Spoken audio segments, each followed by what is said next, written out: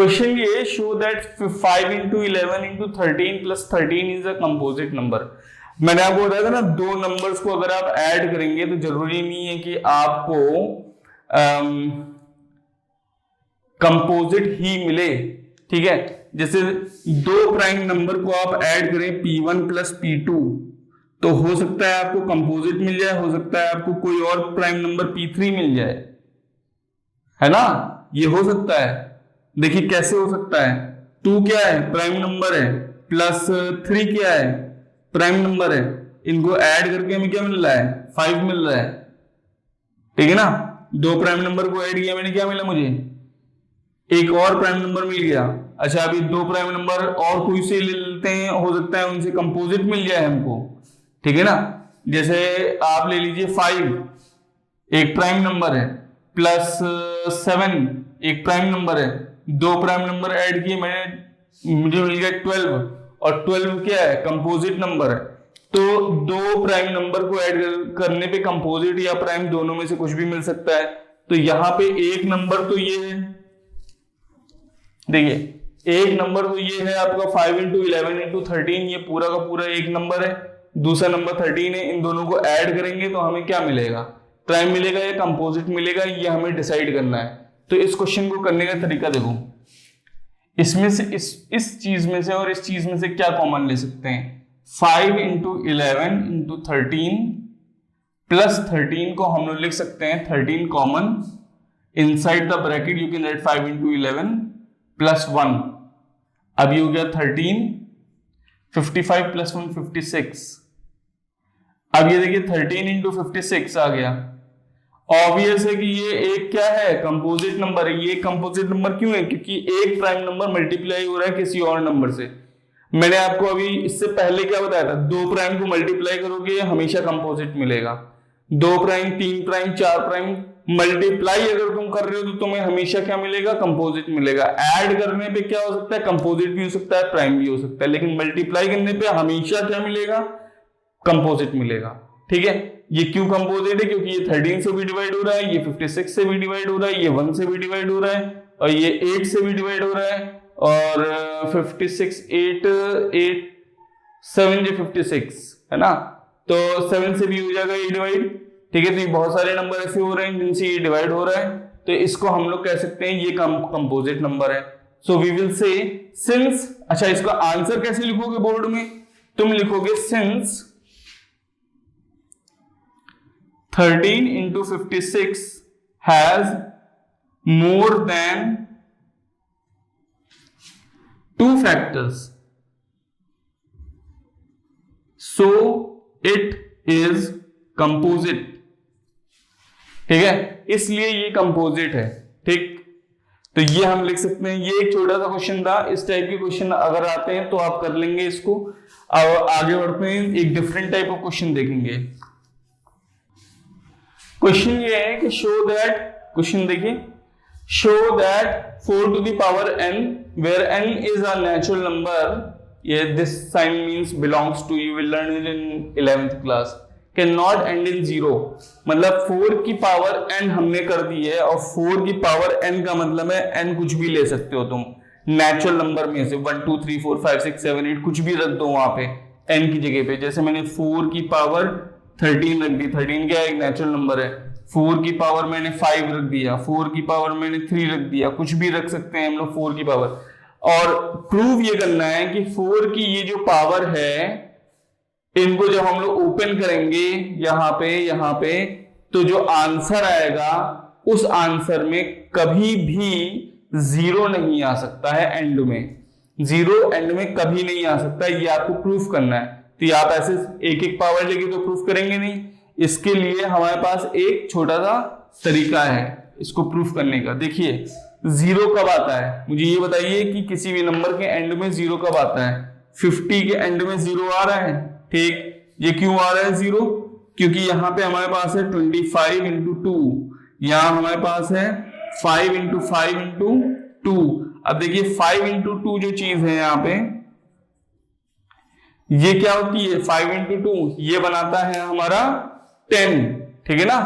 तो एक 10 में 0 होता है और उस 0 को लाने के लिए हमें एक 5 और एक 2 की जरूरत होती है। तो अगर हमें 0 चाहिए तो हमें क्या क्या चाहिए, हमें 5 और हमें 2 वाले नंबर चाहिए, ठीक है। तो 2 और 5 नहीं होगा तो 0 कभी आ ही नहीं सकता। अगर मैं यहां से 2 हटा दूं तो आंसर आ जाएगा 25, और 25 के एंड में 0 आता नहीं है, ठीक है।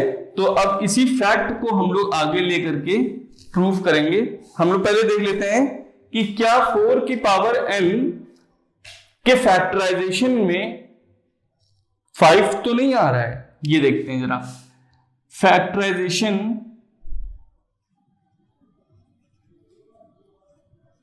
of 4 to the power n can be written as 2 की पावर 2 की पावर n, ठीक है ना। ये हमने लगा दिया इस तरीके से, तो ये हो गया 2 की पावर 2n। अब ये जो नंबर है 2 की पावर 2n, ये क्या है, ये कुछ इस तरीके का लिखा हुआ है 2 इंटू 2 इंटू 2 इंटू 2, कितनी बार है 2n टाइम्स। 2 को हम सिर्फ 2 को हम बार बार मल्टीप्लाई करते जा रहे हैं। कितनी बार मल्टीप्लाई कर रहे हैं, 2n टाइम्स। 2n क्या है, 2n कोई नंबर होगा, मान लो 1000 है, तो हम 2 को कितनी बार मल्टीप्लाई कर रहे हैं, 1000 बार मल्टीप्लाई कर रहे हैं 2 को।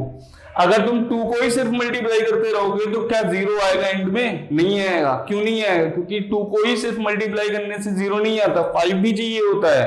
यहाँ पे इस 2 के साथ अगर हमारे पास 5 भी एक आ जाता तो हमें एक 0 मिल जाता, लेकिन we cannot get 0 because this 2 to the power 2n, 2 to the power 2n does not have a factor which is 5. So we will write that since in factorization of 2 to the power 2n, or you can say 4 to the power n, we do not get 5 as a factor. So 4 to the power n cannot end in 0, ठीक है। इस question को ऐसे ही करना है, ये question board में आएगा, आपको यही लैंग्वेज लिखनी है। ये वाला स्टेप दिखाओ और या ना दिखाओ फर्क नहीं पड़ता, लेकिन इतना प्रोसेस आपको करना है हर क्वेश्चन में। अब यही क्वेश्चन आपका ऐसा भी हो सकता है, show that 6 to the power n cannot end in 0, ठीक है। तो ये क्वेश्चन अगर आ जाएगा show that 6 to the power n cannot end in 0, तो आप क्या करोगे, सेम प्रोसेस लगा दोगे, factorization of 6 to the power n। देखिए इसको करिए देख लेते हैं, एक छोटा सा क्वेश्चन है, जल्दी से कर लेते हैं, ठीक। Show that 6 to the power n cannot end in 0, तो हम लोग क्या करेंगे, फैक्टराइजेशन ऑफ, आंसर में क्या लिखेंगे, factorization of 6 to the power n is equal to 3 into 2 to the power n is equal to 3 power n into 2 power n, ठीक है। तो जब हमने इसको फैक्टराइज करके देख लिया, इसके प्राइम फैक्टराइजेशन कर डाले ना, इसके हम लोगों ने ये देखो प्राइम फैक्टराइजेशन कर डाले, तो इसके प्राइम फैक्टराइजेशन में हमारे पास क्या नहीं है, 5 नहीं है, तो हम क्या लिखेंगे, since in factorization of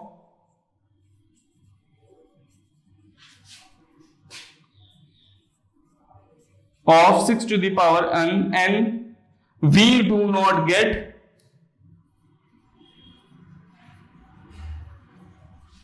we do not get 5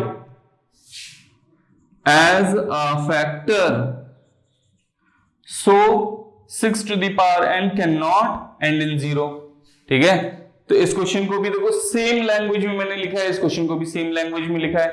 ये दोनों, इस टाइप का कोई भी क्वेश्चन आएगा तो आप उसको इसी लैंग्वेज में लिख करके सॉल्व कर देंगे और इसमें फुल मार्क्स आपको मिलेंगे, ठीक। कॉन्सेप्ट आपको समझ में आना चाहिए बस। अब बेटा हम लोग एक नया फॉर्मूला सीखने जा रहे हैं जो इस तरह है कि हमारे पास दो नंबर हैं, we have two numbers n1 and n2, ठीक है। If we take out LCM of n1 and n2,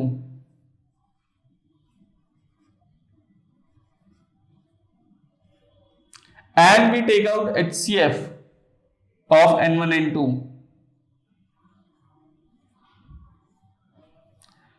तो हमारे पास एक फॉर्मूला बन जाता है कि n1 into n2 is equal to LCM into HCF।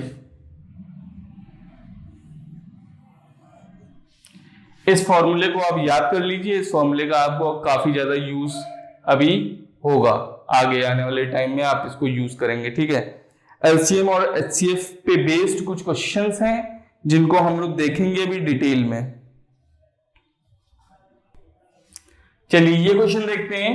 HCF of two numbers is 23 and LCM of two numbers is 1449.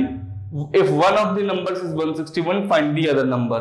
ठीक है, तो इस क्वेश्चन को कैसे करेंगे आपको एक रूल पता है, n1 into n2 is equal to LCM into HCF, ठीक है।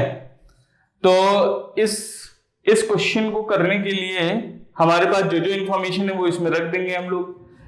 HCF क्या दिया हुआ है, 23 दिया हुआ है। LCM क्या दिया हुआ है, 1449 दिया हुआ है।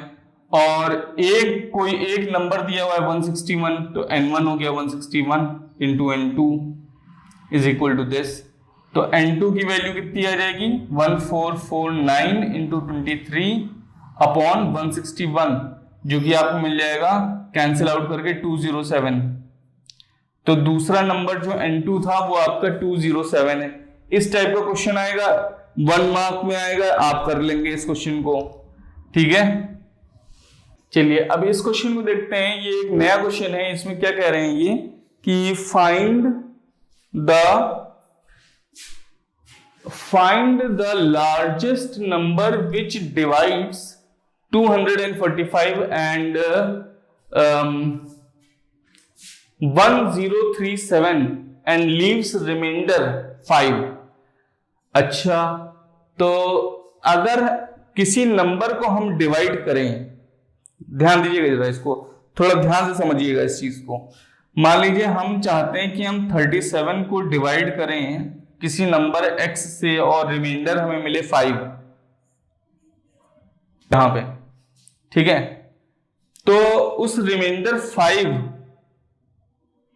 को अगर हटा दिया जाए इस नंबर से, तो ये नंबर कंप्लीटली डिवाइड कर देगा, है कि नहीं। जैसे कि ये देखो, यहां पे देखो जरा, हमने 3 से डिवाइड किया 37 को, 1 टाइम किया 3 1, फिर 2 टाइम्स किया 6, ठीक है, बचा 1, ठीक है। ये आप देखिए यहां पे लास्ट में आपको बच रहा है 1 रिमाइंडर। हम चाहते हैं कि हम इस 37 को डिवाइड करें और रिमाइंडर 1 बचे। 3 से हमने किया, रिमाइंडर 1 बच रहा है। अगर इस रिमाइंडर को हम हटा दें नंबर में से, इस रिमाइंडर को हम नंबर में से ही माइनस कर दें, तो 1 को अगर हम इसमें से माइनस करके 36 बना दें, तो ये कंप्लीटली डिविजिबल हो जाएगा कि नहीं, ये पूरा कंप्लीटली डिविजिबल हो जाएगा। यहाँ पे 6 आएगा और 6 के नीचे 6 करके तुम 0 करके इसको जो कंप्लीटली डिवाइड कर लोगे। तो कोई भी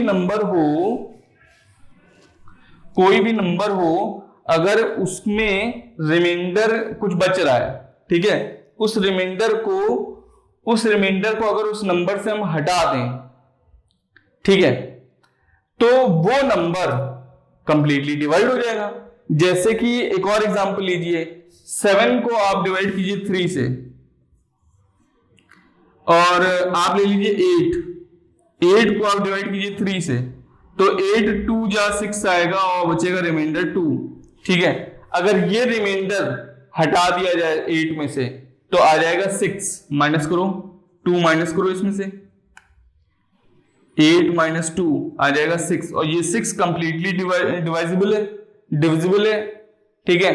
तो मैं कहने की ये कोशिश कर रहा हूं कि अगर 245 को हम लोग डिवाइड करें किसी नंबर x से, ठीक है, और रिमाइंडर बचे 5, तो 245 माइनस 5 को x कंप्लीटली डिवाइड कर देगा, है ना। यहां पे x से हम डिवाइड कर रहे हैं तो ये नंबर 5 रिमाइंडर दे रहा है, तो अगर 5 वाले रिमाइंडर को आप हटा दें नंबर में से तो x कंप्लीटली डिवाइड कर देगा, जैसे भी हमने एग्जांपल्स में देखा। तो इसका मतलब है कि x कंप्लीटली डिवाइड्स 245 माइनस 5 किया 240 आ गया, तो x जो है वो कंप्लीटली डिवाइड कर रहा है 240 को। अब आ जाते हैं हम दूसरे केस में, फाइंड द लार्जेस्ट नंबर, एक ही नंबर है जो इसको भी डिवाइड करे और रिमाइंडर 5 बचे। तो अब क्या करें, अब हम लोग x से डिवाइड करते हैं 1037 को और फिर रिमाइंडर 5 बच रहा है, ऐसा इन्होंने कहा है कि रिमाइंडर 5 बचना चाहिए दोनों केस में। तो अगर हम लोग 1037 में से 5 को हटा दें तो x उसको भी कंप्लीटली डिवाइड कर देगा, ठीक है। इसका मतलब ये हुआ कि x कंप्लीटली डिवाइड्स क्या 1037 माइनस 5 और 1032, तो x जो है वो कंप्लीटली 1032 को भी डिवाइड कर रहा है और 240 को भी डिवाइड कर रहा है। सो x is completely dividing 240 and 1032। अब ये बताइए, मेरे पिछले लेक्चर में मैंने आपको बताया था कि अगर कोई नंबर x इसको भी डिवाइड कर रहा है, इसको भी डिवाइड कर रहा है, तो क्या वो नंबर इन दोनों नंबर का HCF है? जरूरी नहीं है। इन दोनों नंबर को 2 डिवाइड कर रहा है, तो x अगर 2 रख दिया जाए तो क्या 2 HCF है? नहीं। यहां पे लिखा है लार्जेस्ट नंबर, तो हमें पता करना है कि x की मैक्सिमम वैल्यू क्या है, और वो होता है HCF, हाईएस्ट कॉमन फैक्टर। इन दोनों में हाईएस्ट कॉमन फैक्टर कौन है? इन दोनों में सबसे बड़ा वो नंबर कौन है जो दोनों को डिवाइड कर दे? तो ये निकालने के लिए जरा 240 और 1032 के हम लोग प्राइम फैक्टराइजेशन करके देख लेते हैं। 240 का करेंगे पहले तो 2 120 260 230 215 355, ये तो हो गया इसका प्राइम फैक्टराइजेशन। और अब देख लेते हैं 1032 का प्राइम फैक्टराइजेशन देख लेते हैं। 1032 ऑब्वियस है, 2 से हमें दिख रहा है 2 बचा 5 1 और यहाँ 16 5 1 6, फिर 2 से जाएगा 2 टाइम्स, यहाँ 1 बचेगा 10 5 टाइम्स 1 बचेगा 8 2 टाइम्स 1 2, यहाँ 18 9 129 बच रहा है। अच्छा, अब ये 3 से जा रहा है, देखिए 3 टाइम्स, तो अब आपके पास आ गया है 4 और 3 43। मेरे ख्याल से 43 एक प्राइम नंबर है, तो ये 43 से ही जाएगा, ठीक है 1। तो अब आप ये देखिए कि इन दोनों नंबर में कॉमन कितने हैं। एक तो ये कॉमन दिख रहा है मुझे, एक पेयर और कॉमन दिख रहा है मुझे, एक पेयर और कॉमन दिख रहा है मुझे, और एक पेयर मुझे 3 का कॉमन दिख रहा है। तो ये जो नंबर आ रहा है 8 इंटू 3 जो कि होता है 24।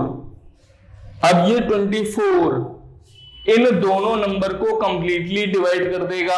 किन दोनों नंबर को? इन दोनों नंबर को कंप्लीटली डिवाइड कर देगा। तो जो 24 है वो जब इनको कंप्लीटली डिवाइड करेगा तो इनमें 5 5 ऐड कर दिया जाए तो रिमाइंडर 5 छोड़ेगा वो, ठीक है 24। जैसे कि ये नंबर ले लीजिए वापस, 240 में आप 5 ऐड कीजिए, 245 हो गया आपका। ये 245 यहाँ पे हो गया आपका, ठीक है। x की वैल्यू आपने निकाल ली है क्या 24, ठीक।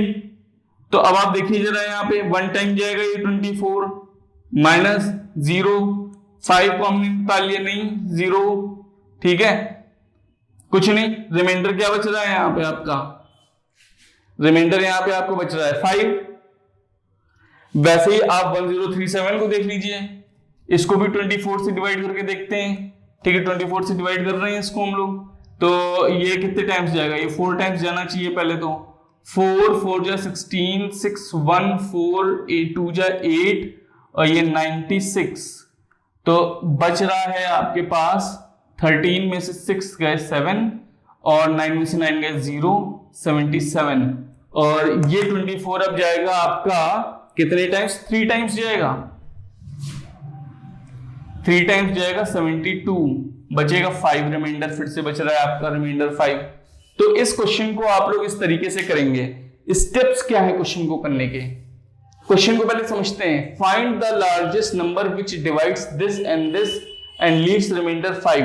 तो सबसे पहले क्या करेंगे, जो रिमाइंडर है उसको माइनस कर देंगे दोनों नंबर्स में से, ठीक है, दोनों नंबर में से रिमाइंडर माइनस करने के बाद क्या करेंगे, दोनों नंबर का HCF निकाल लेंगे, दोनों नंबर का HCF निकाल लेंगे, वो HCF ही आपका आंसर है। बस इतना आपको करना है। ऐसे कई सारे क्वेश्चन बुक में है जो आप ट्राई कर सकते हैं। अब बढ़ते हैं आगे किसी डिफरेंट टाइप ऑफ क्वेश्चन पे।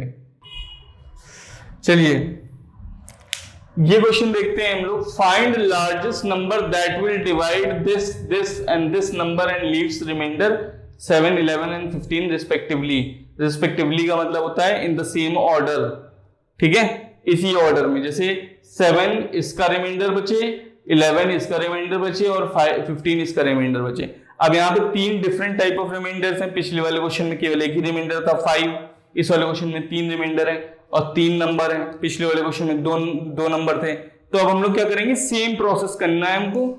अगर 398 को डिवाइड करने पे 7 रिमाइंडर बचे और हमारा वो जो नंबर है वो है x, let the largest number be x।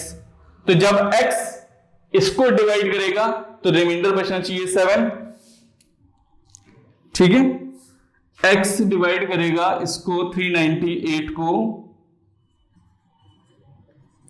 तो रिमाइंडर बचना चाहिए 7। इसका मतलब है अगर इसमें से हम 7 माइनस कर दें तो x कंप्लीटली डिवाइड कर देगा। तो हम ये लिख सकते हैं कि 398 minus 7 is completely divisible by x, ठीक है। 398 माइनस 7 कितना होता है, 391। अच्छा, अब 436 minus 11 is completely divisible by x, ठीक है। तो ये कितना हो जाएगा, ये हो जाएगा यहाँ पे 5, ये हो जाएगा 2, ये हो जाएगा 4। अच्छा, तीसरा नंबर है 542 minus 15 is completely divisible by x। तो 542 में से 15 गए तो कितने बचे, माइनस करके देख लीजिए जल्दी से। 12 में से 5 गए 7, 3 में से 1 गए 2, 527। तो अब आपके पास क्या आ रहा है कि x completely divides 391, 425 and 527. So x must be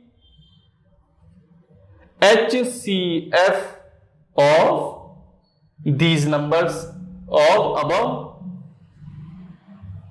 numbers, क्योंकि x वो हाईएस्ट नंबर है जो इन तीनों नंबर्स को डिवाइड कर रहा है, तो x HCF बन गया। पहला नंबर है 391, इसका जरा प्राइम फैक्टराइजेशन कर लेते हैं। 391 किससे जाएगा? आप स्टार्ट कीजिए डिवाइड करना। 2 से नहीं जाएगा, 3 से नहीं जाएगा, 4 से नहीं जाएगा, 5 से नहीं जाएगा, 6 से नहीं जाएगा, 7 से देखते हैं 7 से जा रहा है कि नहीं। 35 5 टाइम्स गया, 4 बचा 41 नहीं जाएगा। 8 से जाएगा ही नहीं। 9 से, जब 3 से नहीं जा रहा है, 9 से एक बार चेक कर लेते हैं। 9 36 और 5 नहीं जा रहा है, 9 से भी नहीं जाएगा। 10 से नहीं जाएगा। 11 से देखते हैं, 33 बचा 6 नहीं, 12 नहीं। 13 से देखते हैं, 39 तो चला ही गया, लेकिन लास्ट में 1 बच रहा है, वो नहीं जाएगा। 14 से नहीं जाएगा, जब 7 से नहीं जा रहा है, 2 से नहीं जा रहा है। 15 से नहीं आएगा, 16 से नहीं आएगा। 17 से देखते हैं जा रहा है कि नहीं जा रहा है। 17 से देखते हैं जा रहा है कि नहीं जा रहा है, तो ये जाएगा पहले तो 2 टाइम्स, ठीक है, तो आएगा 34। 34 जब आ जाएगा तो बचेगा क्या? 51, और 51 3 टाइम्स चला जाएगा, 23। तो ये इसका प्राइम फैक्टराइजेशन हो गया 17 इंटू 23। तो 391 इज इक्वल टू 17 इंटू 23। अब हम लोग आ जाते हैं प्राइम फैक्टराइजेशन करके देख लेते हैं 425 का, ठीक है। तो ये 5 से जा रहा है, सबसे पहले 5 से इसको कैंसिल कर दो, 8 टाइम्स, फिर 5 टाइम्स, फिर ये 5 से जा रहा है तो ये चला जाएगा 1 टाइम, और यहाँ आ जाएगा 7 टाइम्स, फिर ये 17 चला जाएगा। तो 425 ये जा रहा है 17 इंटू 5 स्क्वायर, ठीक है। अब हम लोग तीसरा फैक्टराइजेशन करके देख लेते हैं 527 का। 527 इसको भी देख लेते हैं जरा, ये 527 किससे जा रहा है, ठीक है। अच्छा देखो, 2 नंबर में 17 कॉमन आ रहा है, तो थोड़ा अक्ल लगाओ कि अगर 2 में 17 आया, हो सकता है इसमें भी 17 आ जाए, तो 17 ही को पहले रख के क्यों ना चेक कर ले हम लोग। 17 रखा हमने, तो 17 से 51 3 टाइम्स चला गया भाई, 1 बचा, फिर 17 आ गया, फिर ये 17 1 टाइम चला जाएगा, तो ये आ गया 31। तो 527 ये जा रहा है 17 इंटू 31 से। तो अब आप देख रहे हैं ना, common number, highest common number कौन सा बन रहा है? 17 बन रहा है। तो x की वैल्यू क्या थी? 17 थी। तो 17 is the highest number which divides these 3 numbers and leaves remainder 7, 11 and 15। इसको क्रॉस चेक कर लीजिएगा, आप लोग को समझ में आ जाएगा।